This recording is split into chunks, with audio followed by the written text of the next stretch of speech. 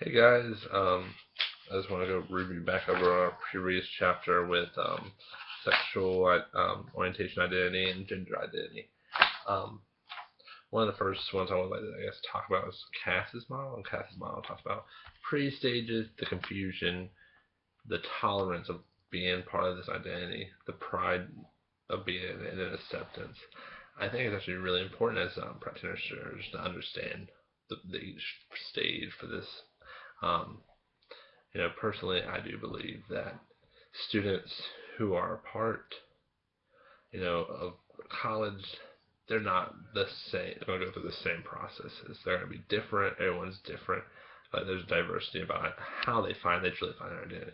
But this is a good backbone to go under if there's things like that. And, and there's going to be students who are going to be in different stages in this. For example, in Cass's model, there might be students who are already in this identity confusion stage where they don't know who they are and what they're going to be and what feels right for them. Or we're going to have students who are in the pride stage and they're going to be prideful of their community and be prideful of themselves and try to isolate themselves into just that community. And then we're going to have the acceptance where people say, well, my identity is different than this, and that might be true, but I understand it better. I understand myself better. I understand my identity better. And they become a part of, they become advocates and they be people who would be perfect for students who are still in the identity confusion stage. Us as practitioners, we need to understand that we need to be there for them no matter what stage they're in. And even if it means we need to give them resources because they're confused of what's going on, or we need to help them out with different, different outlets, mentorships, things like that, to be there for them, because that's what I, for myself being in this, is for students who need their help or need questions answered or need, students are going to come in here, they're going to be a tough transition, especially if they're thinking, they have an LGBT identity confusion. Then they need someone to be there for them, and us practitioners need to be there for them. The next thing I would like to talk about is absolutely I guess it's like the transgender identities. I know they headed by like the pretty much identities where it's head like male, feminine, male, and then heterosexual, and then female, feminine, female, and then homosexual and stuff like that. And I mean, that was like I feel like that was a thought when when people first thought about gender, but now it is growing. That people are different. People might be were born a man, but they're not, and there's cisgenders and things like that, and I feel like the community is growing, in higher ed to understand these different types of identities.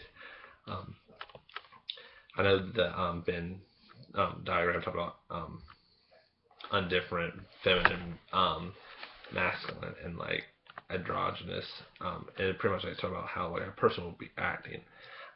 Personally, I think that it's very important to understand this and helps you understand different identities, but I believe like everyone's not the same, and everyone's gonna go through those different things.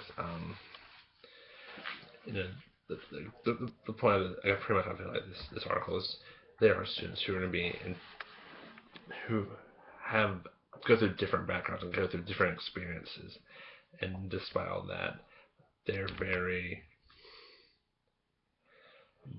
they see through the path of what's going on, and we're supposed to be there to help them through their identity confusion. Um, I know a lot of I think the biggest topic of today is transgender and making sure transgender students are able to feel accustomed to the university with neutral, friendly bathrooms and things like that. Because myself as a privileged person, one of the privilege I believe it's kind of not right for them. That students have to go through this type of things, but us as practitioners overall should understand what people are going through. We need to be there for them when they need us.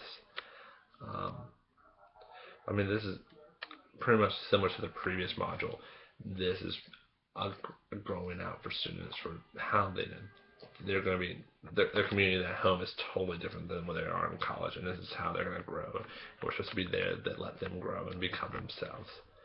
But that's all I would like to say today, and I'll talk to you guys soon. Look for your replies.